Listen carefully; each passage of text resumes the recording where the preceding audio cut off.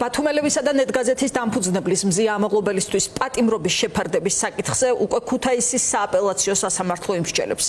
საჩივარი მეორე ინსტანციაში 15 იანვარს შევიდა. დაცვის მხარე ითხოვს აღკვეთის ღონისძიების, ანუ პატიმრობის შეცვლას. ვინაიდან სასამართლო ვერ ასაბუთებს, რატომ იყო პატიმრობის აუცილებლობა.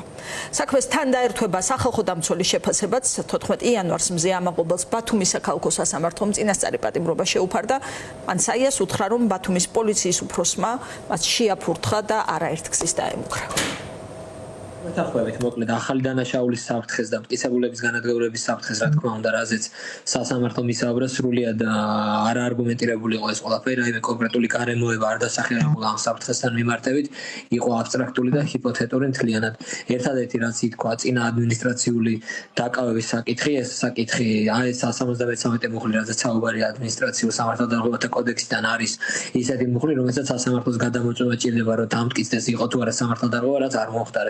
არანაირი გარემოება არ არსებობს პატიმრობაში დატოვების, ერთი მიზეზიც არ არსებობს იმისა, რომ ეს ადამიანი პატიმრობაში დარჩეს. მხნედ არის, იცის რა ბრძოლაშიც არის და მიიჩნევს, რომ ეს ყველაფერი მის წინააღმდეგ და მისი დამოუკიდებელი მედია საშუალების წინააღმდეგ მიმართული ბრძოლის ნაწილია და რა თქმა უნდა თავს არ თვლის დამნაშავედ.